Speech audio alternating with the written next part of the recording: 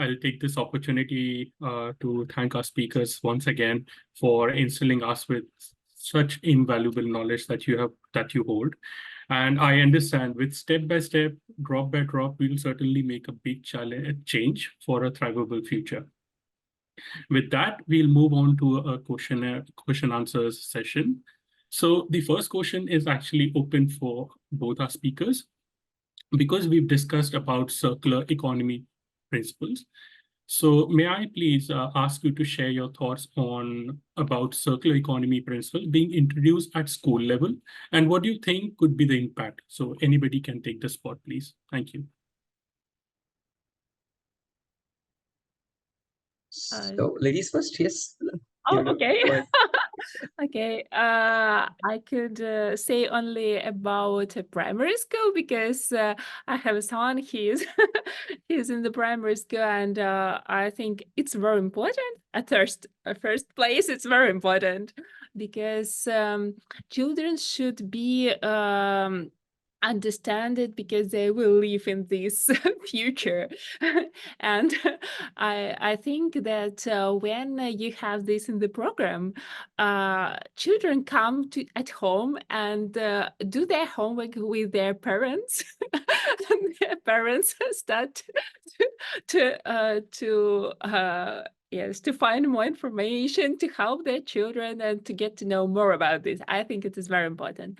And and the next thing that in Russia, we have sometimes some like projects about this theme. So I think it is a good thing to stimulate creative thinking in this direction. So I'm glad that we have now more information about this, because when I was young, it was another there wasn't such a lot of information about responsible consumption and economy in the primary school. So this is the next level of I don't know. I'm glad. Yes. So yes, the circular economy is a need of our hour. In fact, it has been a need of our for last few decades. And interestingly, just about probably a few decades back, circular economy was a norm. Now, if you look at all our old systems, pre-industrial revolution, it was a circular economy by default, and that's where we were sustainable. The moment we come into the industrial revolution, and now we have this whole use and throw policy, that's where the things started actually going down the drain. So circular economy is very, very important, and honestly, it's not just pushing this responsibility of building a circular economy on individuals like us, but it also has to be with the corporations, because see, the corporations would, the way they package their products and just give it away, right? And then after that, the waste that is left, they are not responsible. It's me as an individual who is responsible. Yeah, but at an individual level, there's only so much you can do, right? So I think it's very, very important that even the governments and the corporations also take this whole circular economy principle very seriously. Yeah. So yeah, that's. Yeah, thank you. I also believe that kids, when at younger age, it's easy to mold. So I believe that it becomes more so important to have building steps at the very young age for the kid that leaves an impact, and so that they have a positive upbringing, and they can make an impact once they grow up. Yeah. Moving on to the next one. So I'll put on Dr. Mahajan on the spot. So the question is for you. Discussing about the famous Maslow's hierarchy of needs, what do you suggest to the people sitting at the bottom of the pyramid as to how they can participate in sustainability in their day-to-day life, and also making sure that they do not compromise on the ability of fulfilling their basic needs, because that's the part of the hierarchy where they're always every day fighting for just to earn their basic needs. Thank you. I completely agree. And I think bottom of pyramid is not really a problem here. It's the top of the pyramid which is a problem. That's my opinion. So we need to address, because see, the top of the pyramid, all the huge corporations, they are running for disproportionate profit at whatever costs that the planet has to pay. So if they fall in line, the bottom of pyramid issues will automatically be taken care of. It's that there's an 80-20 ratio. What do you call it? It's in management. I forget that term. So you take care of this 20, which is at the top. The 80 at the bottom will fall in line. And I'll tell you, so this is again through my cycling trip. This was my first day of my cycling trip, and I was so there was a army checkpost where one of the army jawans, he stopped me. He was quite senior. Okay, it must be in his late 50s, close to his retirement, I guess. And it was early in the morning. It was dark, so he was wondering where I'm going. So he stopped me, and so I told him, "This is my mission. This is what I'm doing." And he said, so you and me, you going in the cycling, and I also do some plantation of trees in my village, and doing all these things. Is it really going to help? Because the governments and corporations don't seem to care, right? So I think it's the top which is the problem, not the bottom, is what I feel. Yeah. So. Thank you on your thoughts. Thank you. My next question will be to Polina. So you discussed about the construction material, the consumption is ever increasing in your initial first slide, leading to environmental consequences. So I would like to ask you, what challenges do you see in front of developing and especially the underdeveloped countries in the way of growth when asked to reduce emissions? Because we've seen this has been the practice for generations with the developed nations today. So they have consumed all those kind of material which were not good for the climate and are now standing as developed nations. But now asking developing nations, especially India, China, to cut down their emissions, which would impact their growth. Thank you. I think it is very hot question. Yes, I think it is strange when the developed countries has much more emission due to one person, and when the developed countries with a lot of people who need a better level of life, they need resources for this, and I think I don't know how to say it. I think this is, from my point of view, each country is unique. And each, I don't know, geographical position, its historical, I don't know, processes, how it is, or how people live there. And so I think it's like, we can't say that it is common only, so you need to be more specific in each situation. As I said, for example, in our project, we need to find these decisions, how to help them to reduce this emission. So, and sometimes you need to be deeper in the situation for this. It's not just you need to do this. Just as I said, like rules on this territory, that everything was restricted. Everything was banned. You can't do anything. So, and people say, what, how, I need to live here. I need to have food, and I can't collect, for example, berries on this, I don't know, in this forest, because they decide that this is a protected area, and something like this.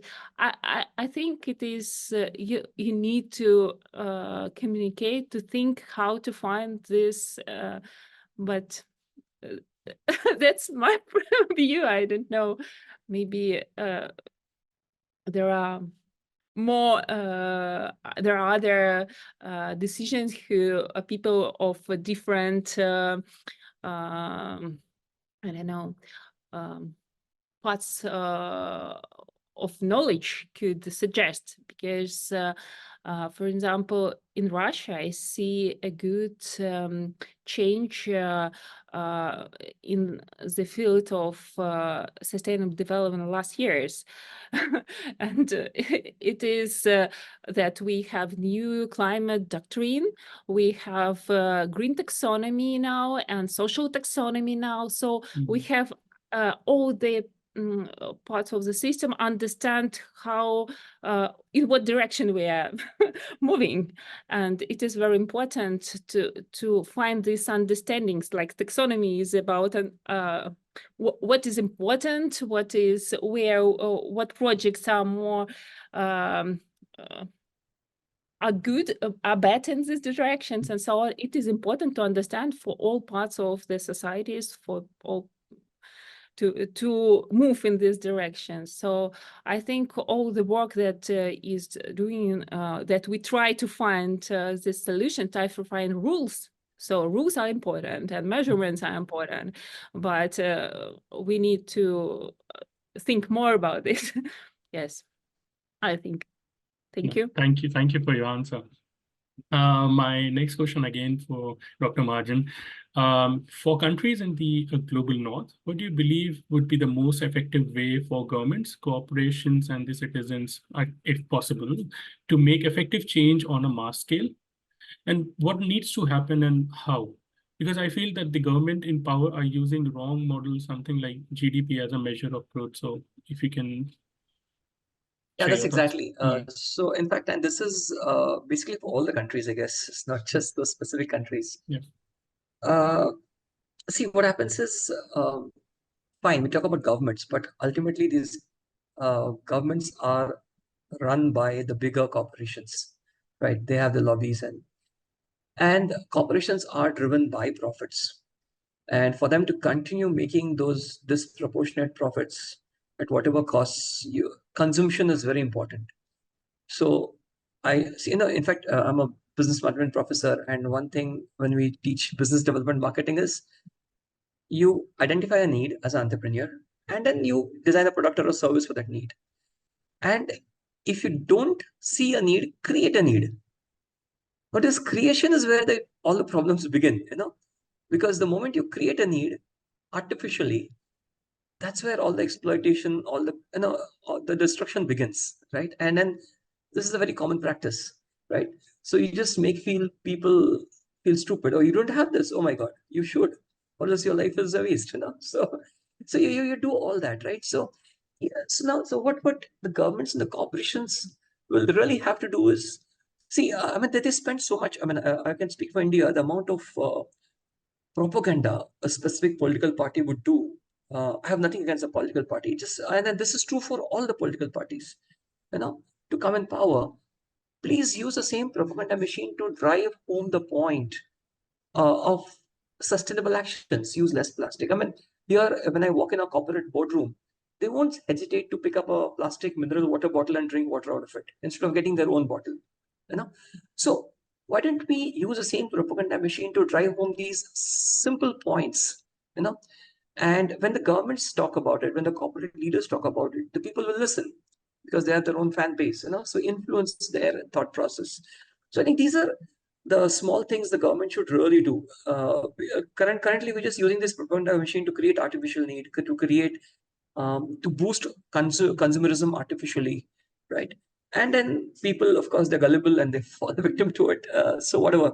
So use a propaganda machine in a more positive way to drive home these points and ensure that the people change their thought process and habit. Yeah, that's what I would really expect the governments to do on a from a more macro perspective. Yeah. Thank you for your thoughts. I think I have enough time for squeezing in one more questions, if you may allow. So again, next question would be for Polina. We talked about, we heard you talking about the decoupling of extrusion and development. We understand decoupling in simple words or terms means separating two things that are connected, or in other words, reducing the dependencies. But there will be instances where reducing the interdependencies between extrusion and development will be very difficult. How can we tackle that challenge going forward? I think it is hard to decouple in all. Yeah, yes, but to try to do this is very important.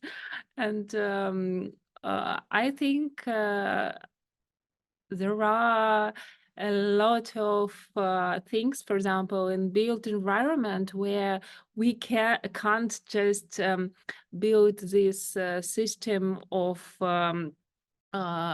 cycling resources because of that we should design materials and products that will cycle, because we should separate, for example, wood from I don't know, plastic from it, and to use different cycles to and sometimes it is in the built environment we have a lot of materials products that were made. For example, table, if it's not a wooden table, it is some layers of plastic, glue, and so on. And you don't know how to, it is only, I don't know, just for one time, and then you throw it away, it will be influence on their nature and so on. So we need to decouple, and we need to speak about this, that it is the decisions that we, in which way we need to think, and which rules we need to implement to move to this. And it is about like material built environment. And I think the circular models gives opportunity to decouple, and it is very important because, for example, you can't buy solar panel, but you can pay for service when a company bring you a solar panel, and you just pay for energy. So this is a system which was made, and it is comfortable for you to use it. And creation, to stimulate creation of the systems, I think on the city levels, on their like taxis, like public transport, like something like this. It is about public-private cooperation, and if in infrastructure, it's about concessions. So we need to stimulate these new systems that will help people to make this services for them more affordable, more convenient, more, and they will choose it. They will choose it because it will be comfortable for them. They can. It is good for all parts of the system. It's my I believe that we will do this. Yeah, thank you for sharing your thoughts again.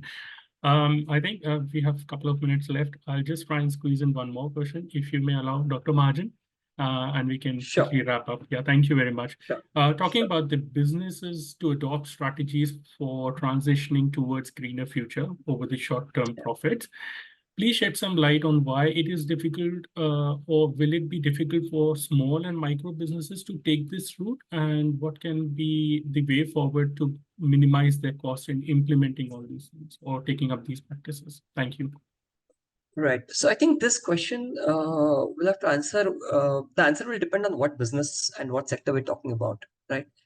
So if I'm talking about something like automobile sector, for example, where manufacturing cars, for small businesses it might be difficult unless the bigger automobile companies, like the ancillary units, it will be difficult for them to do things on their own. I mean, the max what I can do is try and optimize my operations. Try and use less resources, but then that's going to have a very minimal impact unless you have somebody like Elon Musk coming and changing the entire industry, the outlook of the entire industry. He comes in, and of course that's a debatable issue. Like, he got in electric cars, but is that really green? So because there are a lot of issues there. But something like that, somebody comes and radically does something very different at a top level. It is very difficult for people to initiate the process at the bottom, right? The smaller ancillary units, it's difficult for them. But then, yes, if I'm an independent, smaller business, then probably it's easier. I'll give an example. So I was at a farm very recently. So his name is Bhaskar Savi. I mean, a lot of people in agriculture would know this farm. It's again close to Bombay, a little in Gujarat border.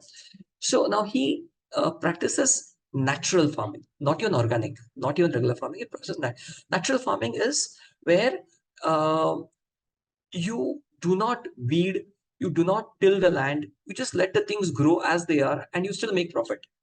You know? So now here I'm getting rid of not just chemicals, but I'm getting rid of all the tractors and the need for tilling land and a lot of things. And he's actually demonstrating it through his own actions, right?